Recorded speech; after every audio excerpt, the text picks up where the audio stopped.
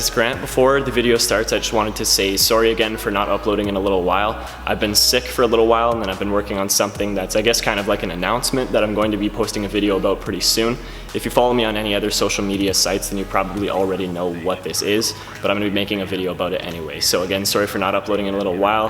That's what I've been busy with, so I'm going to be uploading hopefully more, and I know I said that last time too, but again, ran into a little bit of illness and then have been working on this thing for the past more than a couple weeks, so I've been super busy with that.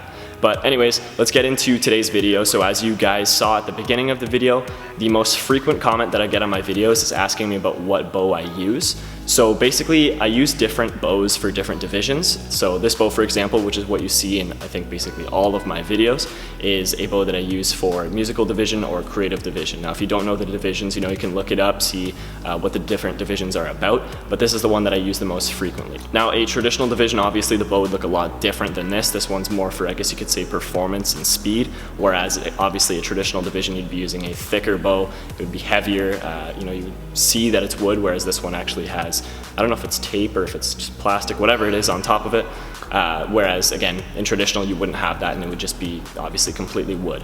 So again, I'm just basically going to be going through the, I guess, specifics of this bow. Now, I don't know too much like in depth about it, but I'm going to be giving as much as I know and hopefully answering the question for those of you that have asked. So again, basically this one is just for, like performance and speed. It's super, super light. It's made out of lightweight form of wood. Don't know the specifics in terms of that. I just know it's really, really light. That way, obviously, you can spin it fast. You can do all the tricks and stuff like that. So that's what it's made out of.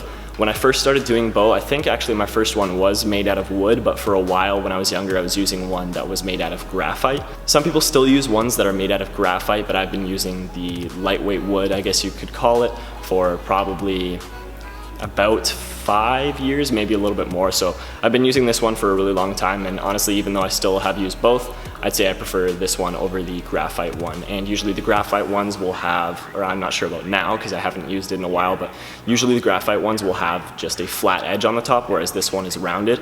I think personally rounded is probably a little bit more safe if you're using them, just because sometimes if it's a flat top it can be sharp and stuff, which I mean, I guess if it's like a weapon you would technically want that, but if you're just using this for performance, like I said, which this one is for, you probably want to have the rounded edge, and I think it just looks better as well.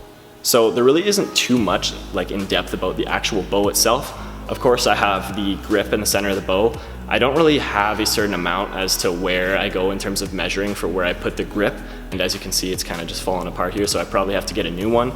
Usually I'll just get the grip all out along a certain amount, and then I'll put, I think it's electrical tape on the sides to hold, hold this down, but as you can see, it's come off a little bit.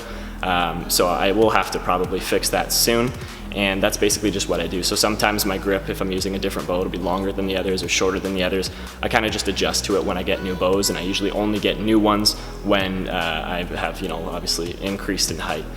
So that's basically it for the bow itself. When I made the transition from graphite bows to lighter wood bows, there was this one company that was really awesome. They made really great bows. They were, they were light, so they were good for competition, good for trying to go fast and everything like that. But I don't think they make bows anymore, which is pretty unfortunate. Otherwise, I would, put a link in the description to the company.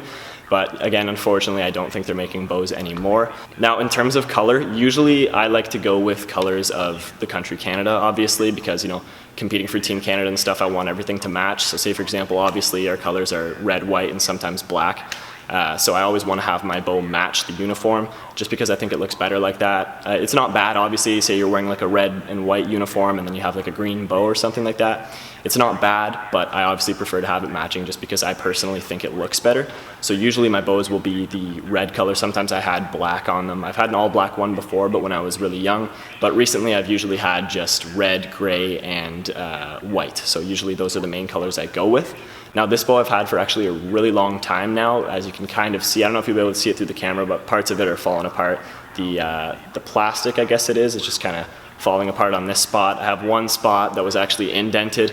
I was at a tournament and it was kind of leaning up against the wall, and somebody opened a door and then the door shut and it put a little indent in it. So It doesn't make a huge difference. You can kind of feel it, but it's not a big deal. But again, it's kind of getting beaten up, so I should probably get a new one soon. But anyways, like I was saying, it is red and it has a V-cut, I think it was called, which basically means most of the bow is red, but then as you can see, the gray starts to come in as you go further down the bow and it gets larger, which obviously forms the V.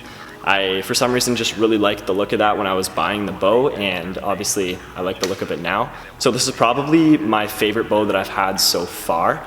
Most of the other ones, usually, like I said, when I break it, I'll get a new one, or if I get too tall for it, then I'll get a new one. So this one's actually getting pretty close. You guys won't be able to see it with this angle that the camera's at, but this one's getting a little bit short for me, so I might need to get a new one soon. And again, looking at all the marks that are on it, and it's kind of falling apart. So I'll probably just redo the grip pretty soon, try to use it for as long as I can, maybe until it breaks or unless I outgrow it, which I don't think will happen because I'm pretty sure I'm done growing. So one other big factor as well, which I think helps with the speed and also I guess looks cool, is the tapering of the bow. So if you don't know what that means, basically it means in the center of the bow it's a certain size, and then as you get out to the sides of the bow it gets smaller, like the circumference I think it would be gets smaller as you get to the ends of the bow, and then obviously as you can see the tip of the bow is a lot smaller than the center of the bow would be, again, in terms of circumference. So that's basically what tapering means. Now some divisions, for example like traditional bows, you aren't allowed to taper at certain circuits, but others you are.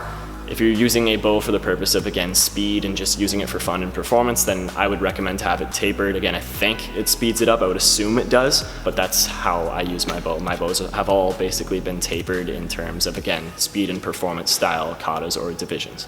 So sorry I don't have too many in-depth, I guess, specifications of my bow, but again, lightweight wood, graphite, something around that area. Make sure it's obviously light enough. You don't want it to be too light though, because then I guess you could say it's considered cheating, but pretty lightweight, like the feel of it. That's always a huge thing when you're buying a bow.